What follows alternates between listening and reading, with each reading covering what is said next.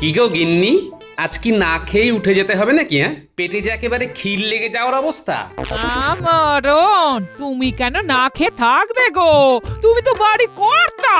না খেয়ে যদি কেউ থাকার হয় সে তো আমি থাকবো, আমি। আহা, চড়ছো কেন গিন্নি? দাও দাও দাও, কি রেধেছো আজ দেখি? চড়ছি কি আর সাধে? 3 মাইল দূর থেকে আমাকে জল নিয়ে আসতে হচ্ছে।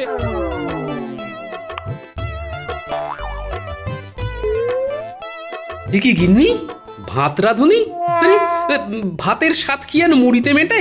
ঘরে যা জল আছে তা দিয়ে রান্না হবে না। ভাত খাওয়ার স্বাদ জাগলে রাজবাড়ি থেকে ফেরার পথে জল নিয়ে ফিরো। হ্যাঁ হ্যাঁ, তাই না হয় ফিরবো।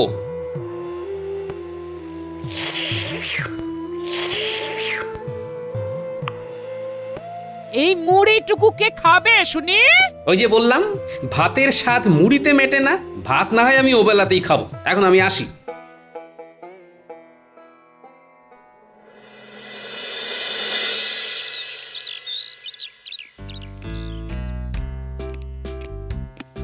এই যে মহারাজ, এই যে দেখুন দেখুন আপনার প্রিয় গোপাল কেমন হেলতে দুলতে সভায় আসছে।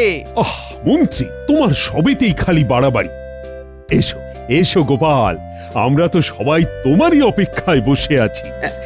দেরি করে আসার জন্য আমি ক্ষমা প্রার্থী মহারাজ। গিন্নির এখনো রান্না হয়নি, তাই ঘরে যা ছিল নাকে মুখে গুঁজে বেরিয়ে পড়েছি। খাওয়ার খেতে হয় ধীরে ধীরে, তাড়াহুড়োর কাজ শয়তানে। আর তাছাড়া ধীরে ধীরে খেলে খাওয়ার হজম করতেও সুবিধে হয়, বুঝলে গোপাল? কি যে বলেন না বৈদ্য মশাই, আমি যা খাবার খাই তা আস্তে আস্তে খেলে সারা দিন কাবার হয়ে যাবে।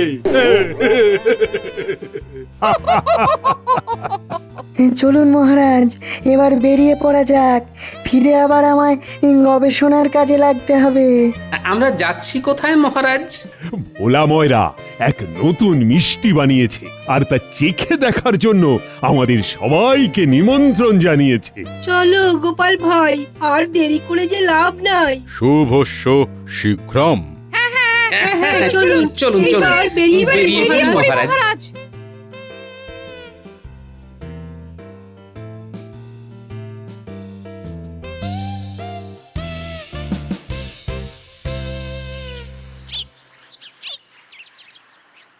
কি গো ভোলা দাদা, একটু একটু জল খাওয়াও না দেখি। হ্যাঁ, তেষ্টায় যে একেবারে গলা শুকিয়ে কাঠ হয়ে যাচ্ছে। সেই 3 মাইল দূর থেকে জল আনতে হচ্ছে। আজ বউয়ের শরীরটা খারাপ তো, ঘরেও না খুব জল বারন্ত গো। এই আকালের দিনে জল তোমায় খাওয়াতে পারবো না বাপু, বরং আমার বানানো এই নতুন মিষ্টি খেয়ে দেখো। এটা খেয়ে জল খাও, তাতে তোমার জল তেষ্টাও মিটবে। দাম মাত্র ওই 1 মোহর।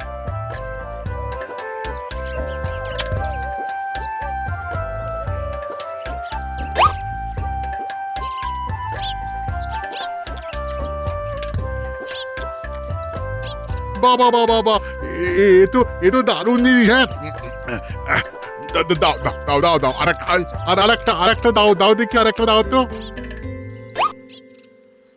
মহারাজকে মিষ্টি একবার যদি পছন্দ করাতে পারি তাহলেই কেল্লা ফতে। আর তারপর সুযোগ বুঝে ওই খাজনা মাপের কথাটা পারতে হবে, আর দিকে দিকে ছড়িয়ে দিতে হবে এই মিষ্টির নাম, যাতে ব্যবসা একেবারে ফুলে ফেপে ওঠে। ওই হে ভোলা, আমরা এসে পড়েছি। আজ তোমার মিষ্টির দোকান পুরো খালি করে তবে ফিরবো। আরে না না, তুমি ভয় পেও না ভোলা, আমরা শুধু তোমার নতুন মিষ্টি চাখবো। কোনো অসুবিধে নেই মহারাজ, আপনারা যত খুশি তত খাবেন। আপনাদের সন্তুষ্টিতে তো আমার সন্তুষ্টি। আর কথা না বাড়িয়ে সবাইকে তোমার মিষ্টি পরিবেশন করো ভোলা ভাই। আগে আগে আসুন সবাই আসুন।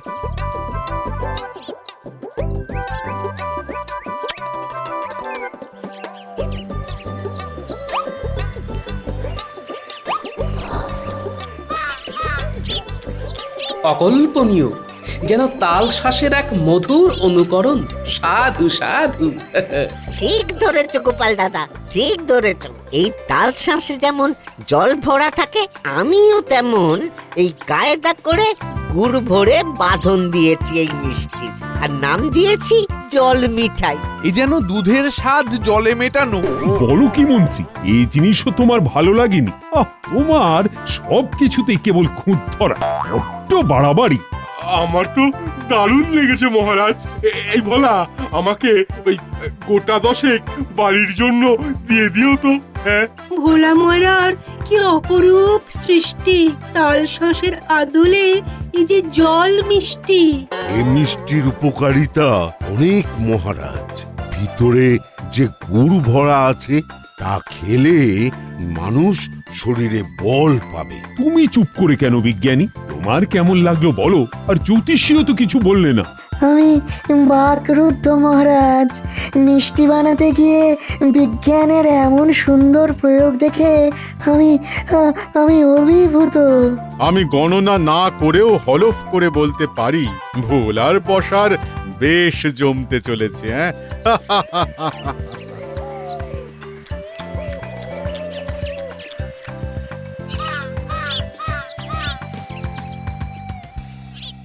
এই তোমরা ভিড় করেছো কেন? কি চাও, কি চাও তোমরা? মহারাজের পথ আটকাবার শাস্তি কি তোমাদের জানা নেই? থামো সেনাপতি, ওরা কিছু বলতে চায়, ওদের কথা শোনা আমার কর্তব্য। আয়, তোদের মধ্যে একজন এগিয়ে এসে তোদের কি বক্তব্য সেটা বল। প্রণাম মহারাজ। রাজ্যের সমস্ত জলাধার জল শূন্য।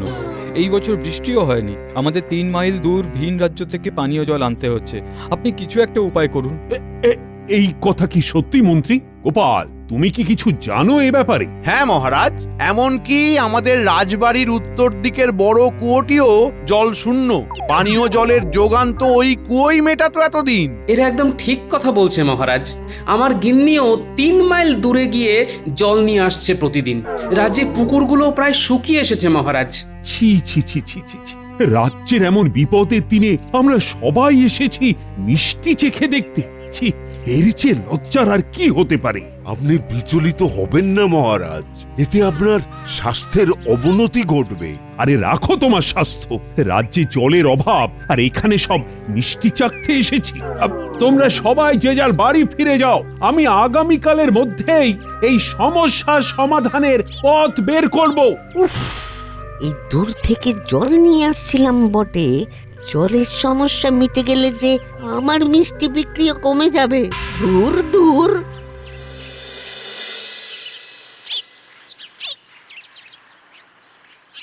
একে একে সবাই বলো তো, তোমরা কি চিন্তা ভাবনা করলে? বৃষ্টি না হলে যে কোনো উপায় দেখছি না মহারাজ। তো আমরা কি সবাই এখন নাকে তিল দিয়ে শুয়ে থাকবো বৃষ্টি না আসা অব্দি? এই বছর খরার সম্ভাবনা মহারাজ। আমি গণনা করে দেখলাম বৃষ্টি আসতে এখনো দিন 15 সময় লাগবে। সে কি কথা? কতদিন রাজ্যবাসী 3 মাইল দূরের ভিন রাজ্য থেকে জল আনবে? কি হে গোপাল, তুমি কিছু ভেবেছো এ ব্যাপারে? ভেবেছি না, দেখেছি মহারাজ। আর হেয়ালি করো না তো গোপাল, কিছু উপায় ভেবে থাকলে বলো। না মহারাজ, গুরুদেব বলেছেন 3 দিন পরে উষা লগ্নে ভোর 5টা নাগাদ রাজবাড়ির উত্তর দিকের কুয়োর সামনে দাঁড়িয়ে আমি 3 বার শাঁখে ফুঁ দেব। আর তারপর রাজ্যের সকলে যদি ওই কুয়োয় 1 ঘটি করে দুধ ঢালে, তাহলে সব জলাধার, পুকুর আর ওই কুয়ো জলে ভরে উঠবে। বললাম না মহারাজ, গোপালের মাথাটা একেবারে গেছে। দুধ ঢাললে নাকি জলে ভরে যাবে। শুধু একটি শর্ত আছে মহারাজ, আমি শাঁখ বাজাবার আগে কেউ যদি কুয়োয় জল ঢেলে দেয়, তাহলে এই উপায় আর কাজ করবে না। চিন্তা করো না গোপাল। সেনাপতি, এই 3 দিন তুমি পাহারা বসাও, যাতে কেউ কুয়োর আশেপাশে না যায়। আচ্ছা মহারাজ। আর গোপাল, তোমার এই উপায় যদি সফল হয়, তাহলে তোমায় 5000 মোহর আমি উপহার দেব।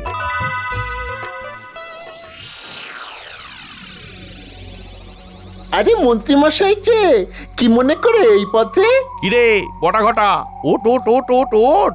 এই ভর সন্ধ্যাবেলায় পড়ে পড়ে নাক ডাকছিস? উঠে পড়। না ঘুমিয়ে আর কি করব বলুন? কাজবাজ তো নেই হাতে, তাই খাচ্ছি আর ঘুমাচ্ছি। আরে কাজের খবর নিয়েই তো এসেছি রে। বেশ বেশ, বলুন আপনার কিভাবে কাজে আসতে পারি। এবারের কাজ শুধু তোদের দুজনকে দিয়ে হবে না, আরো অনেক লোক লাগবে, হাতে সময় খুবই কম।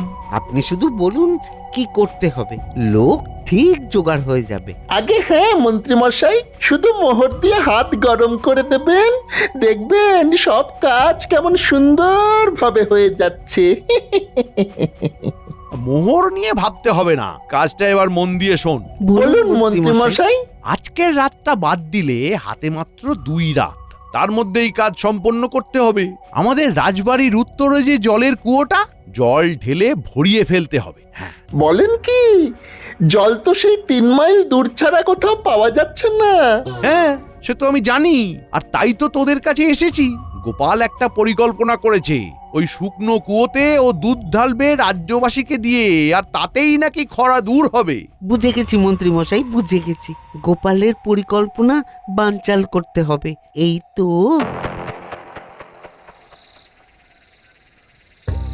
ওফ গিন্নি, গরম ভাতের ধোঁয়া আমার খিদে আরো বাড়িয়ে দিচ্ছে। দাও দাও দাও, লাউ ঘন্টটা এবার পাতে দাও দেখি। ইচ্ছি, দাঁড়াও দেখি, আগে বাচ্চাগুলোর পাতে ভাত বেড়ে দি। হ্যাঁ, আর দিও না দিদা, এত ভাত খেলে আমি আর উঠতে পারবো না। আরে এই বয়সে খাবি না তো কবে খাবি রে পাগলি? হ্যাঁ, খেয়ে খেয়ে গায়ে জোর বাড়াতে হবে তো নাকি? হ্যাঁ, আমাকে আর একটু ভাত দাও না দিদা, আমি বাবা খাওয়ার সময় অত লজ্জা পাই না। এই তো লক্ষ্মী ছেলের মতো কথা।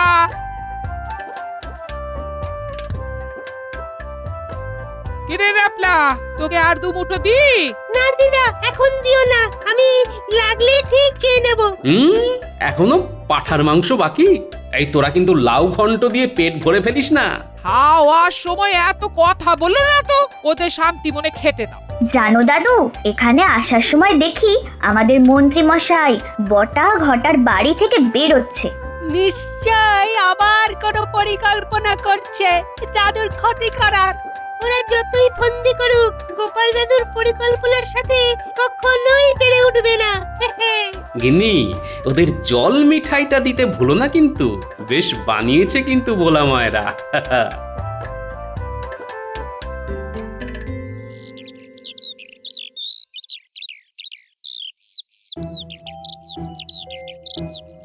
বৈদ্যমশাই, বৈদ্যমশাই, এই তো একদম খিদে ঘুম হচ্ছে না, কিছু একটা ওষুধ দিন না, আর যে পাচ্ছি না। এই রোগের প্রথম ওষুধ সুস্থ জীবনযাপন। ঠিক আছে, দাঁড়ান দাঁড়ান।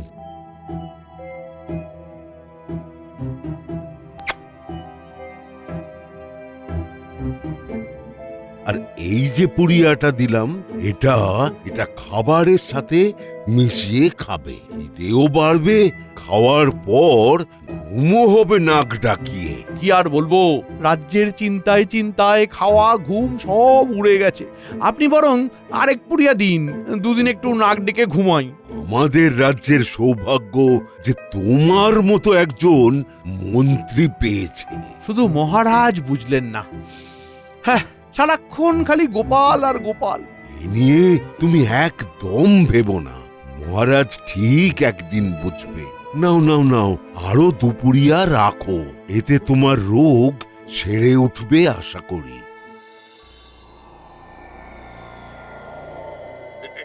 ছি ছি ছি ছি, কি লজ্জা কি লজ্জা! আপনি আবার এত কিছু বয়ে আনতে গেলেন কেন? লজ্জা কিসের? তুমি হলে গিয়ে আমাদের রাজ্যের সেনাপতি, তোমার জন্য আমি এটুকু করতে পারি না? নাও নাও নাও, পোলাওটা দিয়ে কোরমাটা মেখে খেয়ে দেখো, দারুণ লাগবে, খাও।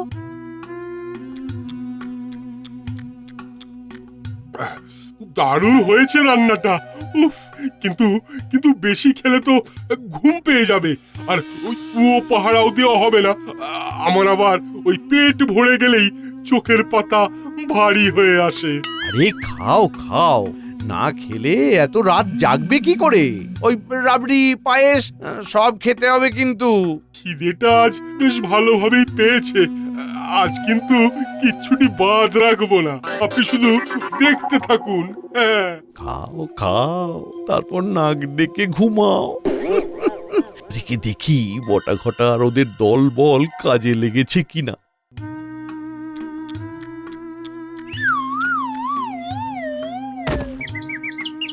কি হ্যাঁ, এ তো খেতে খেতেই ঘুমিয়ে পড়লো। বৈদ্যর ওষুধের কোনো জবাব নেই।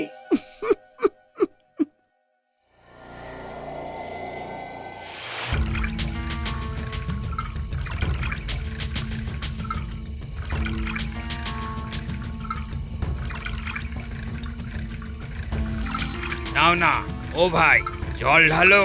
এই তো ঢেলে দিলাম। ব্যাস আজকের মতো কাজ শেষ। বাবা বাবা, খুব সুন্দর হচ্ছে। কি হে বটা ঘটা, কাজ কর দূর। কুয়ো তো প্রায় অর্ধেক ভর্তি। আজকের মতো আর জল না ঢালতে বললাম। হ্যাঁ হ্যাঁ, পাছে সেনাপতি জেগে যাক আর কেলেঙ্কারি বাঁধুক। ও আর জাগবে না, ওষুধের গুণে নাক ডাকছে। কাল কাজটা গভীর রাতের আগেই সেরে ফেলিস। কাল আর সেনাপতিকে ওষুধ খাওয়ানো যাবে না। আজ ঘুম থেকে উঠে ও নিশ্চয়ই কিছু সন্দেহ করবে। যথা আজ্ঞা মন্ত্রী মশাই।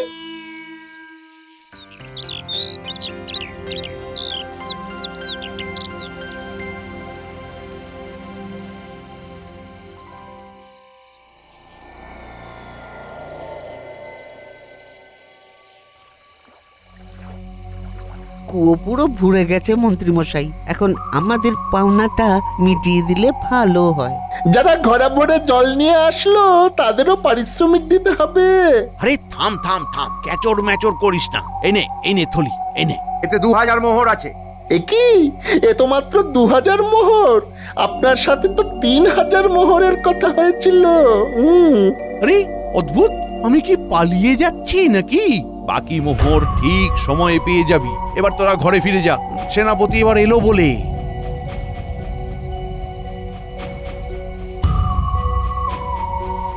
আজ খাবার নিয়ে গিয়ে দেখি বেটা আগে থেকে খেয়ে দিয়ে বসে আছে, তাও এক হাঁড়ি দই সাবড়ে দিল। ওতে যা ওষুধ ছিল তার রেশ এতক্ষণে কেটে যাওয়ার কথা।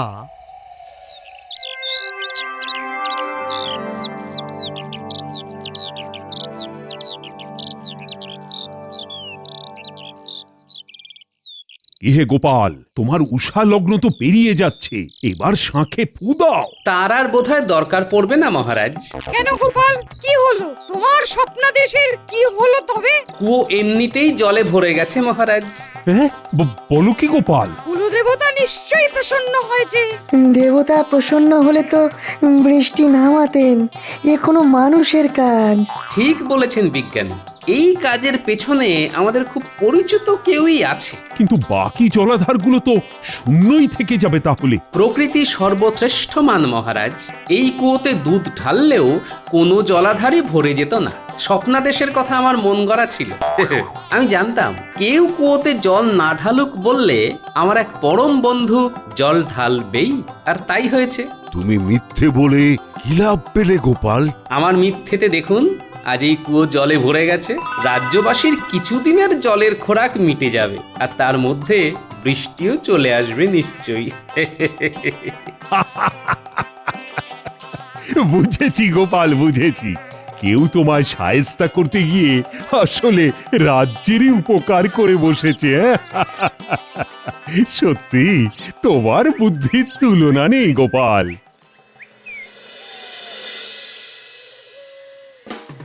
মন্ত্রী, খাজাঞ্চিকে নির্দেশ দাও গোপালকে 5000 মোহর দেওয়ার জন্য। কিন্তু কেন রাজামশাই? গোপাল তো কিছুই করলো না। আমি তো বটা ঘটাকে দিয়ে না মানে কি এনো। কি মন্ত্রী মশাই, এমন ভিমড়ি খাচ্ছেন কেন? কি বলতে চাও মন্ত্রী, ঠিক করে বলো। আমার ভুল হয়ে গেছে মহারাজ। আমি লোক ভাড়া করে এই কাজ করিয়েছি, ওই গোপালের পরিকল্পনায় জল ঢেলে দিতে। আপনি আমার ক্ষতি করতে করতে এমন অন্ধ হয়ে গেছেন যে রাজ্যের হিতাহিতে তোয়াক্কাও করছেন না আজকাল। যদিও এইবারে আপনি রাজ্যের ভালোই করেছেন। এই ভালো তুমি না বুঝেই করেছো মন্ত্রী। আসলে তোমার উদ্দেশ্য ছিল গোপালের পরিকল্পনা ভেস্তে দেওয়া, আর তা ভেস্তে গেলে যে রাজ্যেরও ক্ষতি হতে পারে সে কথা তুমি একবারের জন্যেও চিন্তা করোনি। আমায় ক্ষমা করে দিন মহারাজ, ক্ষমা করে দিন। ক্ষমা তোমায় তখনই করব যখন তুমি আবার তোমার দলবল নিয়ে লোকের বাড়ি বাড়ি জল পৌঁছে দেবে। তাতে তো অনেক মোহর লাগবে মহারাজ। ইতিমধ্যেই কুয়ো ভরাতে গিয়ে আমার 3000 মোহর খরচা হয়ে গেছে মহারাজ। সেসব আমি জানি না। যা খরচ হবে তা অগ্রিম তুমি নিতে পারো, কিন্তু সেটা তোমার বেতন থেকেই কাটা যাবে। আর হ্যাঁ, সেনাপতিও এই প্রকল্পে 500 মোহর দেবে, ঠিকমতো পাহারা না দিয়ে ঘুমোবার জন্য।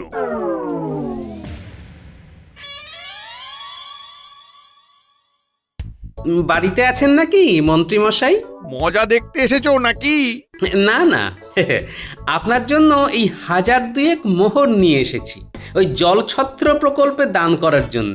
এই অর্থে যদি আপনার ঋণ খানিক লাঘব হয়। তোমার এই সাহায্য আমার লাগবে না গোপাল। কি ভেবেছো আমি কিছু বুঝি না? মহান হতে এসেছো? মহান? না মন্ত্রী মশাই, আপনি ভুল বুঝছেন। আমি আপনার সাহায্য নয়, রাজ্যবাসীর সাহায্যের জন্য এই অর্থ দিলাম। মহারাজ নিজে আমাকে তদারকি করতে বলেছেন, সব বাড়ি বাড়ি জল পৌঁছচ্ছে কিনা দেখবার জন্য। তাই কোনো ফাঁকি দিলে চলবে না কিন্তু।